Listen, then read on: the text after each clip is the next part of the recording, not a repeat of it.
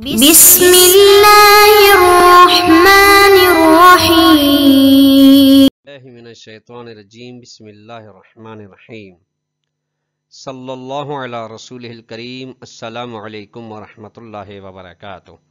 طلاب کرام عزیز کیسے ہیں؟ امید کرتے ہیں آپ خیر و عافیت سے ہوں گے۔ بدایت المعارف جزء رابع کا سبق نمبر 45 شروع کر رہے ہیں، جس میں عنوان قرار دیا گیا کتاب کی عبارت عقیدتنا فی عصمت الانبیاء سے لے کر وَكَيْفَ كَانَ فَقَدْ ظَهَرَ مِمَّا ذَكَرْنَاهُ تک۔ طلاب کرام عزیز آج کے درس میں جو نکات محور گفتگو قرار پائیں گے وہ یہ ہیں: نمبر 1، عصمت انبیاء ضروری ہے، واجبات میں سے ہے۔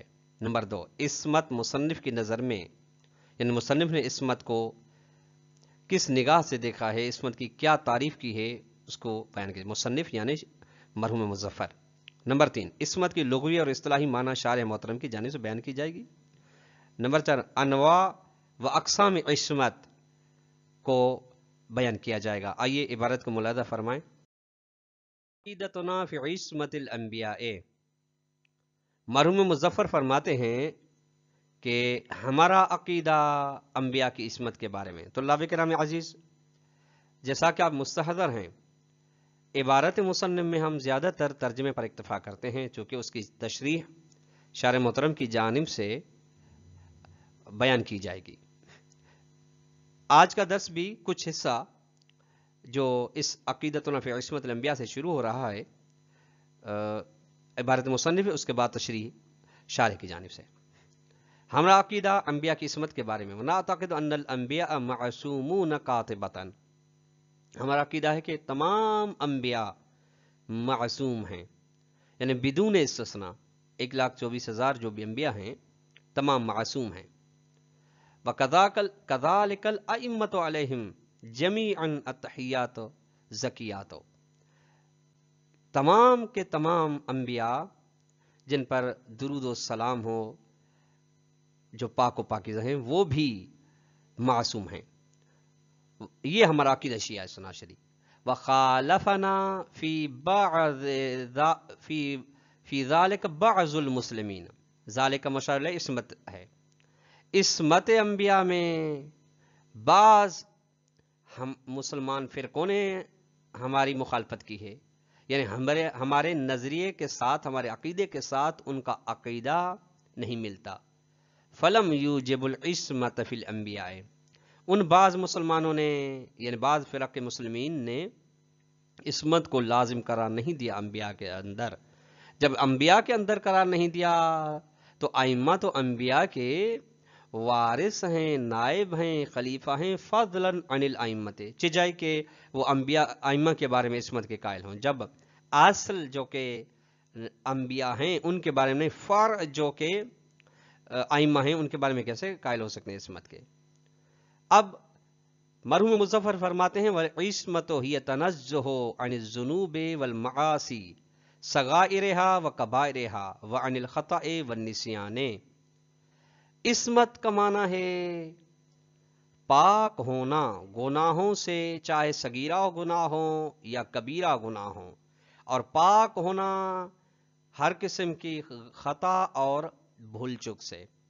وَإِلَّمْ یمتن عقلا علی النبی ان یصدر منہ ذالک یعنی معاصی، خطا و نسیان، اگرچہ عقل محال قرار نہیں دیتی نبی کے بارے میں گناہ کا صادر ہونا، نہیں، بلکہ عقل کے نزدیک کوئی مسئلہ نہیں ہے، نبی چونکہ بشر ہے، اس سے گناہ سرزد ہو سکتا ہے، خطا ہو سکتی ہے، نسیان ہو سکتا ہے، عقل منع کرنا نہیں دیتی، بل یجب ان یکون منزہن، بلکہ لازمی عقل یہ واجب قرار دیتی ہے کہ ضروری ہے نبی پاک ہو، حتی منزہن یعنی گناہ سے پاک ہو، خطا و نسیان سے پاک ہو، حتی اما ینافی المروۃ، یہاں تک ان کاموں سے بھی پاک و پاکیزہ ہو، بچا ہوا ہو، محفوظ ہو، جو مروت کے خلاف ہیں، مروت کے ساتھ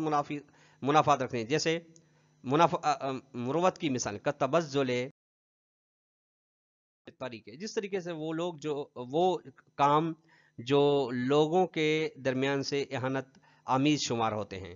جس طریقے سے راستے میں کھانا، نبی ہو یا امام کے بارے میں بھی اگر بحث کو لائیں تو امام ہو راستے میں چل بھی رہا ہو کھا بھی رہا ہو، یہ عرف کی نگاہ میں مذموم ہے، یہ مروت کے خلاف ہے. حالانکہ شرعی کوئی گناہ نہیں ہے، عقیدتی کوئی گناہ ہے، لیکن مروت کے خلاف ہے. مروت یعنی شان کے خلاف ہے. او ضحکن عالن، یا بلند آواز کہہ کے لگانا، بلند آواز سے ہنسنا جس سے عام لوگ ہنستے ہیں. وہ کل عمل یستہجن فعلہ عند العرف العام، اور ہر ایسا کام جس کو انجام دینا اہانت شمار ہوتا ہو نبی یا امام کی عرف کی نگاہ میں، یعنی عمومی معاشرہ دیکھے تو ان کی نگاہ میں یہ کام مستہجن ہو، فضول ہو، بیکار ہو، غلط ہو. اب والدلیل علی وجوب العصمت، اب یہاں سے عصمت انبیاء کی یا یعنی صراحت کے ساتھ تو عصمت انبیاء کی دلیل ہے، لیکن عصمت ائمہ کی بھی یہ دلیل ہو سکتی ہے.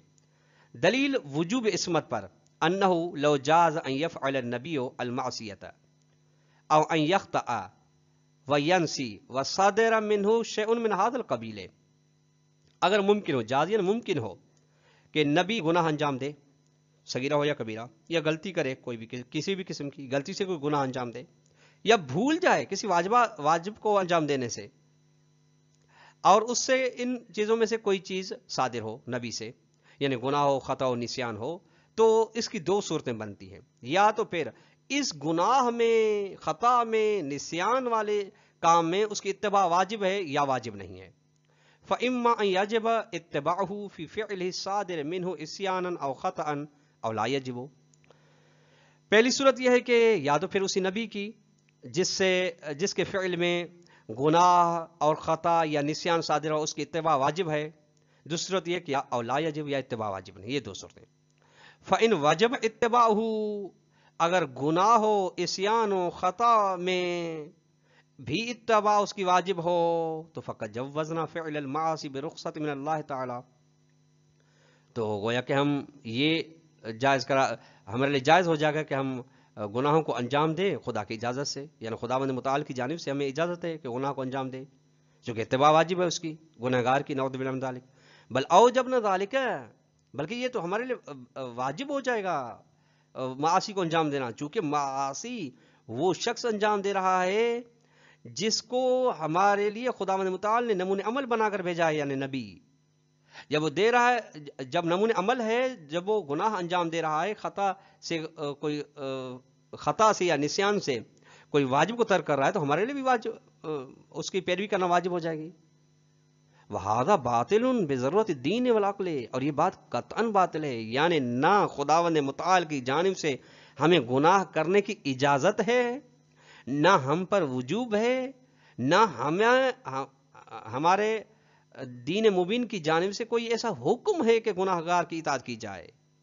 والعقل، اور عقل بھی اس کو کبھی قرار دیتی ہے کہ ایک پستر شخص جو گناہ میں غرق ہو یا جس پر اعتماد ہی نہ ہو، اس پر کیسے اس کی پیروی کی جا سکتی ہے.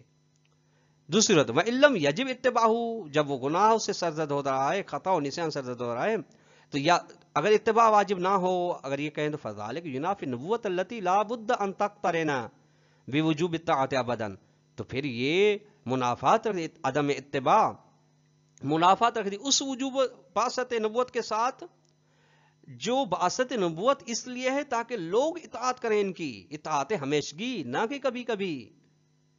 جب ایک طرف سے بعثت انبیاء اس لیے ہے تاکہ اطاعت ہمیشگی ان کی جائے، دوسری طرف سے چونکہ گناہ سرزد ہو رہا ہے، اتباع واجب نہیں ہے، تو دونوں میں ٹکراؤ ہے. یہ کیسے ہو سکتا ہے؟ ان کل شیء یقع منه من فعل او قول فنحن نحتمل فيه المعصیۃ او الخطا. اس کے علاوہ، یعنی اس کے علاوہ ایک اور دلیل، یہ یعنی دلیل کی تائید ہے کہ جو بھی چیز نبی سے سرزد ہو، چاہے اس کا کام ہو یا بات ہو، اس کے بارے ہم یہ احتمال دیں گے کہ ہو سکتا ہے کہ یہ وہ گناہ کر رہا ہو، غلط بات ہو اس کی، ہو سکتا ہو یہ گناہ والا فعل ہو، یا اس میں غلطی کر رہا ہو.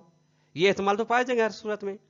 نتیجے میں کیا ہوگا؟ نتیجہ یہ ہوگا فلا یجب اتباع فی شیء من الاشیاء، تو کسی بھی چیز میں اس کی اتباع واجب نہیں ہوگی جب یہی احتمال پایا جائے گا کہ یہ ہو سکتا ہے کہ یہ جو کر رہا ہے گناہ کر رہا ہے، چونکہ اس سے قبل اس نے گناہ کیا ہے، یا یہ جو ابھی کر رہا ہے ہو سکتا ہے غلط کر رہا ہو یا بھول گیا ہو، چونکہ اس سے پہلے بھول جو کر چکا ہے، تو فتذهب فائدۃ البعثۃ، انبیاء کے بھیجنے کا مقصد ختم ہو جائے گا، فوت ہو جائے گا. بل یصبح الناس بل یصبح النبی کسائر الناس، بلکہ نبی تو عام لوگوں کی طرح ہو جائے گا. لیس لکلامہم ولا لعملہم تلک القیمۃ العالیۃ التی یعتمد علیہا دائما، وہ عام لوگ جن کی نہ گفتگو کی کوئی قدر و قیمت ہے، نہ ان کے عمل کی قدر و قیمت ہے، وہ قدر و قیمت جس پر ہمیشہ اعتماد کیا جا سکے، جس پر بھروسہ کیا جا سکے کہ یہ قابل بھروسہ عمل ہے، قابل بھروسہ بات ہے، قابل بھروسہ کلام ہے. یہ عام لوگوں کی طرح ہو جائے گا. جب عام لوگوں کی طرح ہو جائے گا تو عام بندے کی اطاعت پھر کیسے ہو جائے گی؟ جب ایک بندہ ہم اور آپ جیسا ہے تو اس کی اطاعت ہمارے اوپر کس طرح واجب ہوگی؟ ہاں، اطاعت اس کی واجب جو ہم سے زیادہ افضل ہو. کما لا تبقى طاعۃ حتمیۃ لأوامرہ ولا ثقۃ مطلقۃ باقوالہ وافعالہ، جس طریقے سے حتمی اطاعت یعنی جب امر کرے نبی یا نہیں کرے، اوامر کی اطاعت ہوگی اور نواہی سے ترک ہوگی، تو حتمی اطاعت بھی باقی نہیں رہے گی اس کے اوامر کے لیے، نہ ہی اس کے اقوال و افعال کے بارے میں کوئی بھروسہ ہوگا ہر قسم کا.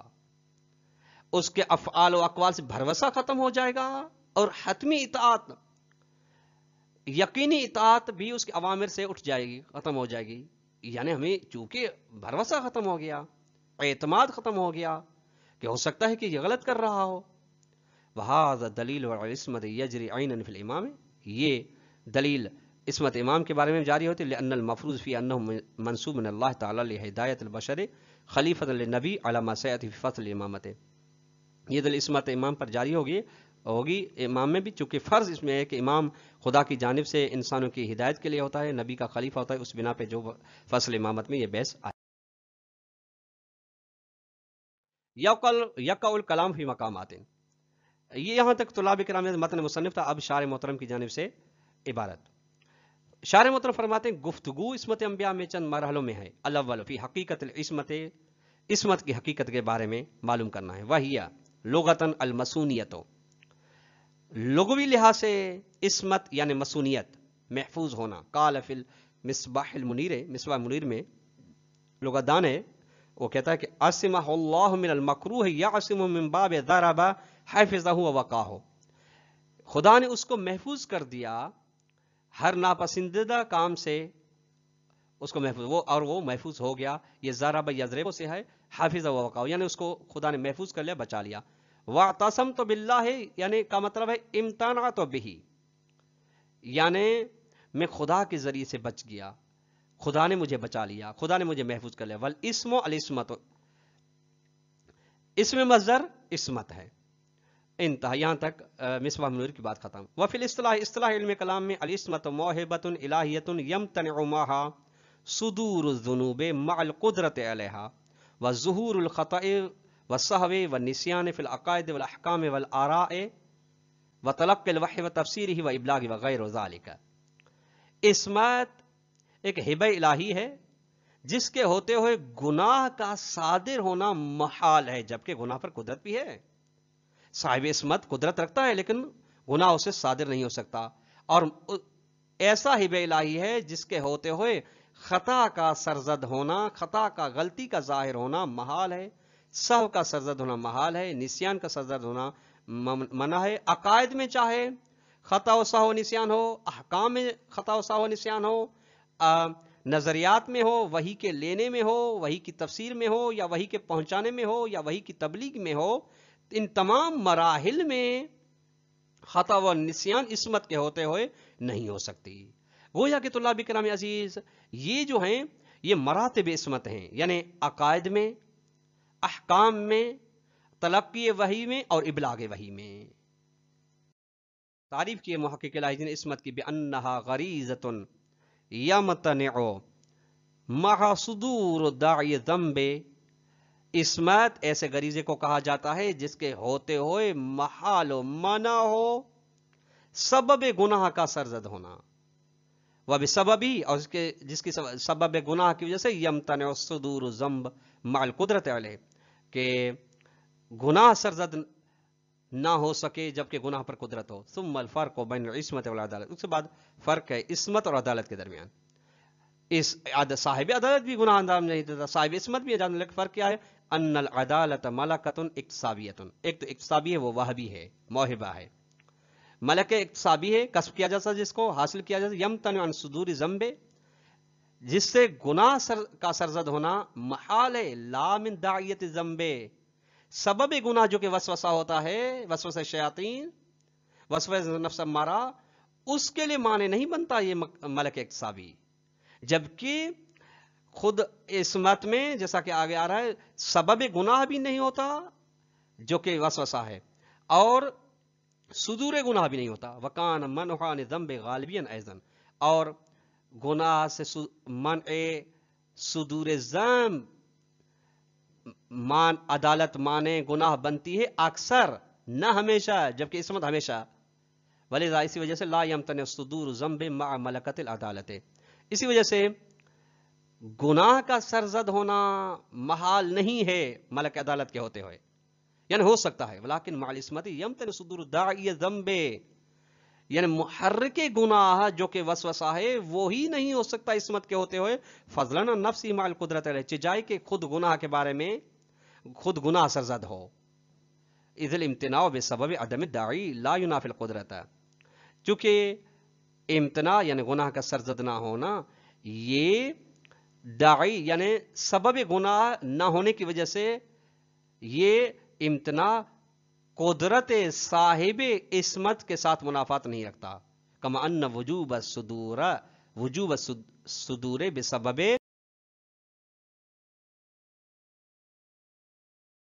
वजूब दाई ला युनाफिया, जिस तरीके से गुनाह के सादिर होने के गुनाह सादिर ना होने के साथ ये जो कुदरत है, कुदरत पर गुनाह, ये दोनों आपस में टकराव नहीं रखते।